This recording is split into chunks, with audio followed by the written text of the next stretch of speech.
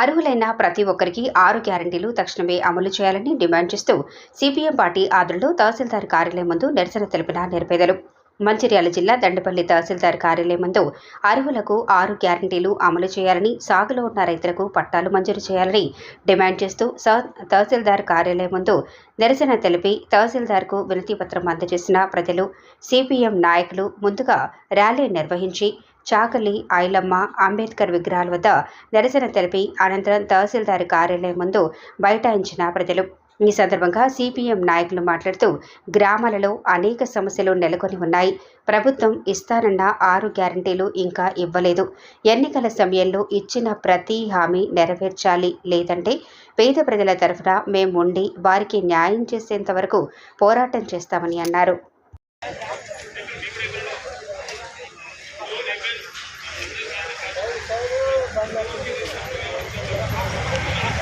ఏర్పాటు చేయాలి. దళిత వాడలలో రోడ్లు, డ్రైనేజీ వ్యవస్థ ఏర్పాటు చేయాలి. 6 గ్యారెంటీలను ప్రభుత్వం అమలు చేయాలి. ఇందిరమ్మ ఇల్లు వెంటనే చేపట్టాలి. రైతు రుణమాఫీ 2వ విడత చేయాలి. ప్రభుత్వ వాగ్దానాల పట్ల ప్రభుత్వ నిర్లక్ష్యం నశించాలి. రాష్ట్ర ప్రభుత్వం ఇచ్చిన వాగ్దానాల అమలులో ప్రభుత్వ నిర్లక్ష్యం నశించాలి. వర్ధిల్లాలి పేదల ఐక్యత.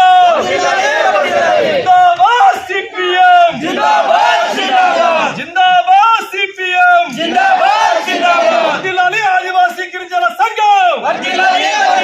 రాష్ట్ర కమిటీ సభ్యుని సిపిఎం రాష్ట్ర కమిటీ ఇచ్చినటువంటి పిలుపులో భాగంగా స్థానిక సమస్యల మీద ఎక్కడికక్కడ సర్వేలు నిర్వహించి స్థానికంగా ప్రజలు ఎదుర్కొంటున్నటువంటి సమస్యలన్నింటినీ కూడా వెలుగులోకి తెచ్చి అవి పరిష్కారం చేయాలని చెప్పి ఈరోజు దండపల్లి మండల తహసీల్దార్ కార్యాలయం ముందు ధర్నా చేయడం జరిగింది.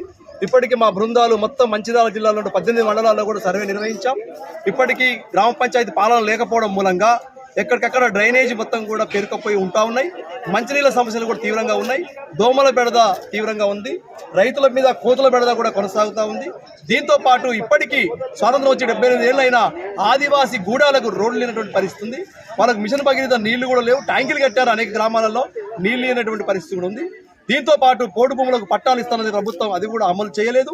అదేవిధంగా 6 గ్యారంటీలు, కేంద్ర ప్రభుత్వం ఇచ్చిన హామీలు, వీటన్నిటిని కూడా ప్రభుత్వం పరిష్కారం చేయాలని, ఇందిరమ్మ ఇల్లు వెంటనే చేపట్టాలని చెప్పి ఈ సమస్యలపైన ఈరోజు ఈ ఆందోళన కార్యక్రమం చేపడతాం.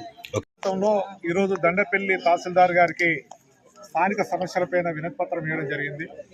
ఎంత దుర్మార్గం అంటే గ్రామాలలో మా బృందాలు తిరుగుతున్నటువంటి క్రమంలో దోమల కాటుతోని, దోమల ఇబ్బందితోటి ప్రజలు అనారోగ్యాలకు గురవుతున్నారు, జ్వరాలు బాధలు పడుతున్నారు.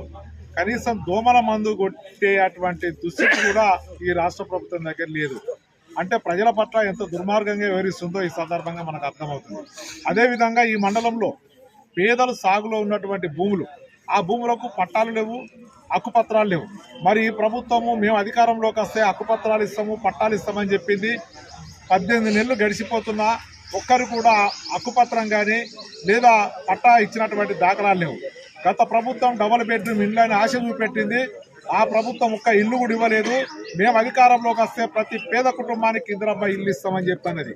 ఇందిరమ్మ ఇల్లు ఇవ్వలేదు. అదేవిధంగా పేదలు అనేక మంది ఉన్నారు, ప్రభుత్వ భూములు ఉన్నాయి.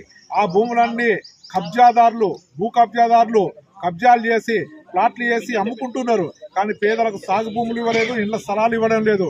ఈ పద్ధతి కొనసాగితే రాబోయే కాలంలో ప్రభుత్వ భూములన్నీ పేదల పరం చేయడానికి సిపిఎం పోరాటం చేస్తారని ఈ సందర్భంగా తెలియజేస్తాం.